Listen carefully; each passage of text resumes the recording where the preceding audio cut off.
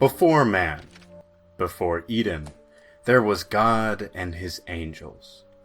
Of these angels, one was so incredibly beautiful that he would be described as the pinnacle of perfection itself. Lucifer. His flawless radiance was so divinely bright that when he caught glimpse of it, it birthed within him the first sin of the universe: pride. Lucifer began to see himself as equal, if not superior, to God himself. He wanted nothing more than to be worshipped, and for this he was cast down. And God said, "In the abundance of your trade you were filled with violence in your midst, and you sinned. So I cast you as a profane thing from the mountain of God, and I destroyed you, O guardian cherub, from the midst of the stones of fire."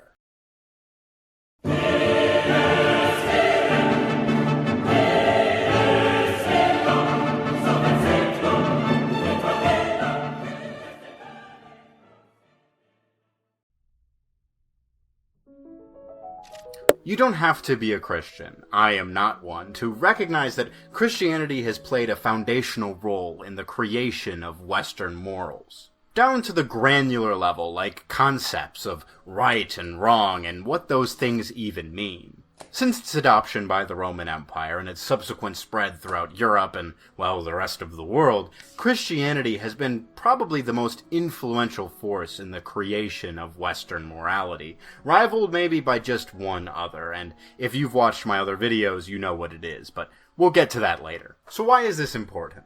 Well, I think as we try to understand this world that we live in and hopefully fight for a better one, it's important to examine the preconceived notions we may be working under without even realizing it. Preconceived notions that can shape your thoughts. Whether you're Christian, atheist, pagan, or Jewish, this re-examination can help ensure that we're fighting for what we truly believe in, and not just what we're preordained to believe in. That is what I will be trying to do today. In particular, I want to challenge one idea specifically. And to find out what that idea is, we have to return to Lucifer. As the moment that sin was born into the universe in the Christian mythos, it acts as the literal creation of morality as a concept. As the intro described, before Lucifer was the devil that we all know and, well, I guess not love, he was an angel. But not just any angel. The most beautiful angel and indeed being in all of creation. So beautiful, in fact, that once he realized how divinely stunning he was, he began to think of himself as equal, if not superior than God, wanting nothing more than to be worshipped. And for this, he was cast out of heaven. So where do I take issue with this myth? Well, it's not in the actual events of the story, but rather with the wording that God uses when he forsakes Lucifer. There is one word in this proclamation that is so insanely important that our modern legal systems can trace their core philosophies back to it. So which word is it? Well, exactly. It's so. Stick with me here. Think about what the word "so" is doing here. God is saying that because Lucifer sinned, he is casting him out of heaven. And since God is, well, God, the all-powerful, all-knowing, all-good master of creation, the implication here is that Lucifer deserves to be cast out of heaven. What does it mean to deserve something? My first year of university, I wrote a paper on the modern justice system. Within, I argued that the foundational principle that modern justice was built upon was the idea of personal responsibility. That people were responsible for their actions, and therefore were deserving of the punishment that those actions warranted. You do the crime, you do the time, and all that. A principle that hinges greatly on the idea of free will, that people are the masters of their own actions. There exists, however, a school of thought that disputes the idea of free will. Determinism. Determinism is a philosophy that first arose in the West in pre-Socratic Greece by the philosophers Heraclitus and Leucippus, and has been developed throughout the ages, up until and including the modern day. It is the idea that it can't be said that humans truly do have free will, as any action we take and decision we make can be traced back to the near infinite amount of factors that went into it. To make an example, let's say that you wake up this morning and decide that you want breakfast. So you go downstairs and on the counter you see a banana and an apple. Now, it may appear that you have the free will to choose either of these two fruits, but according to determinism, this is not true. Your decision will be influenced by your taste buds, your past experiences, your mood decided by the chemical balances of your brain, even to things like culture and genetics and upbringing, the ethics that were passed on to you and shaped by your experience. Hell, even the idea of breakfast itself arose out of the natural human tendency to need food. According to determinism, this list of factors stretches on, and there is no room in that equation for free will. Therefore, it cannot be said that anyone is truly responsible for their own actions, and if that's true, can it be said that anyone deserves anything? In the determinist view, Lucifer was always going to be consumed by his pride, was always going to fall victim to it, and in fact, an omniscient and all-powerful God would know that. As the 12th century Jewish rabbi and philosopher Maimonides questions, does God know, or does he not know, that a certain individual will be good or bad? If the answer is yes, then how can God proclaim that Lucifer deserved his consequences? Would it not be immensely cruel to sentence a being who wanted nothing more than to be worshipped into being the most hated creature in all of creation for a transgression that he was always destined to commit? Now, I am not a determinist, for reasons that I will get into later, but it does no doubt offer a very interesting and vital challenge to our modern justice system. Are people responsible for their actions? I mean, humans are no doubt very susceptible to influences, both of the nature and nurture variety. And if the answer is no, should we punish them? I mean, let's not beat around the bush here. I'm talking about the worst of the worst, the truly evil among us. Should they be punished?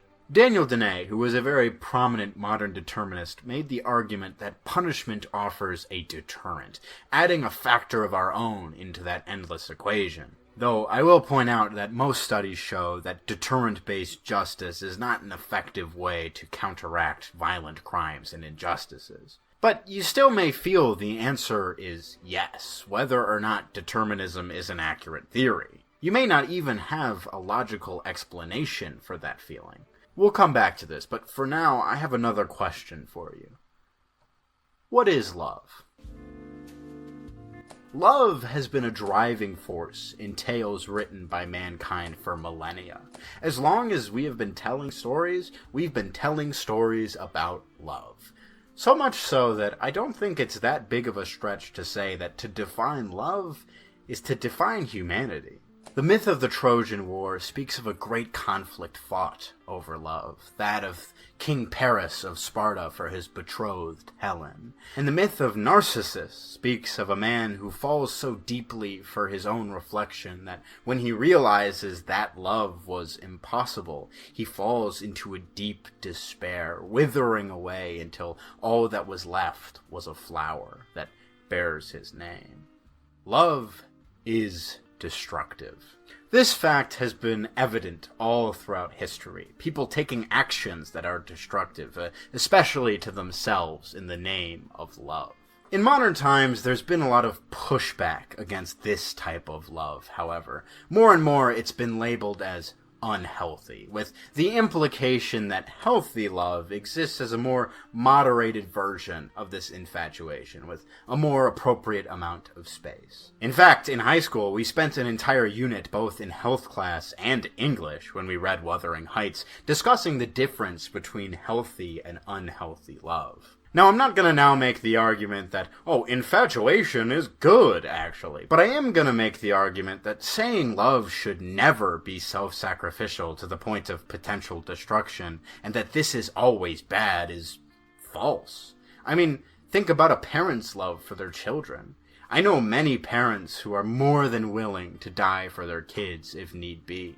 And I think it would be foolhardy to label this as bad or unhealthy. Or how about a willingness to die for a cause you truly believe in, to give up your life for a future that you will never see? I mean, this type of love and devotion is the kind of thing that the pages of history and progress turn on. Now, of course, again, obsession and infatuation can cause a lot of pain, both for the person obsessed and to the person that they supposedly love. I suppose my argument is that love is complicated and can't be easily categorized into healthy and unhealthy. I think you could also make the argument that infatuation isn't even love at all, for the fact that it is so deeply selfish, caring more for what that person can offer you rather than an actual care for them. But is love always selfish? Philosopher Thomas Hobbes believed, and this is a gross oversimplification of his philosophy, that humans were innately self-interested, that every action, even ones that are seemingly altruistic, are motivated by selfish and self-serving desires. Now, I can't in good faith make the claim that this is definitely wrong, but I do think it is unhelpful, reducing humanity to an algorithm just trying to maximize our self-interest. And to prove it, I want to give you an offer. Let's say that I could hook you up to a machine that would pump your brain full of happiness chemicals, all the good stuff. Dopamine, serotonin, the works. You would be put into a comatose state of endless joy. Now, I'm willing to wager that most, if not all of you, would not take that deal. And that's because you are not a machine just trying to maximize self-pleasure. Now, you could argue that our self-interest is not necessarily always maximalized pleasure, and while I do agree, I think in that case, our self-interest, if such a thing even exists, is so endlessly complicated, with so many factors going into it, as well as I believe we have the ability to just misunderstand what it is, or fool ourselves into acting against it. So I think the notion that humans are innately selfish, while potentially true, is entirely unhelpful and can even be destructive, as exemplified by the philosophy of Ayn Rand, who made the claim that, well, humans are maybe not innately always self-serving, it's actually a moral good to be selfish, that the world is actually at its best when everyone serves only themselves. Well, look how good that's turned out. From these philosophies has arisen in the modern day this idea that humanity is naturally bad or evil. I see this sentiment arise mostly in people who are disillusioned with the world, victims of violence or poverty or any other myriad of human malice. And while I absolutely cannot blame them for holding it, I do want to push back against it. Have you ever heard of the Menisi skull? In short, archaeologists found this 1.8 million year old skull of a prehistoric human with a resorbed jawbone, lacking any teeth. This means that not only had this person lost their teeth, but they had survived long enough for their jaw to heal. Something that would be completely impossible for them to do on their own, meaning that most definitely their community kept them alive, processing food for them. I think about this a lot. A stark reminder that for as long as humans have been killing and fighting each other, we've also been caring for one another, going beyond our self-interest. It's almost like love is illogical. It's almost like humans are illogical. Since the times of Aristotle, it's been the prevailing theory that what separates humanity from the rest of the animal kingdom is our ability to be logical, to use reason to surpass our animalistic urges and emotions. But I think this is an illusion, a lie we tell ourselves. And it is for this reason that I take issue with the idea of deserving as we use it in modern morality. It tries to make morality logical, as if it can be deciphered who deserves what, like some cosmic truth, as if it was divinely ordained, like God casting Lucifer out of heaven. Now, I'm not making the argument we should or shouldn't punish people. I'm not taking a stance on that at all, actually. I just think we should stop lying to ourselves and pretending that morality is somehow logical. It takes the responsibility off of us. We collectively decide who deserves what. And you know who benefits the most from us believing otherwise?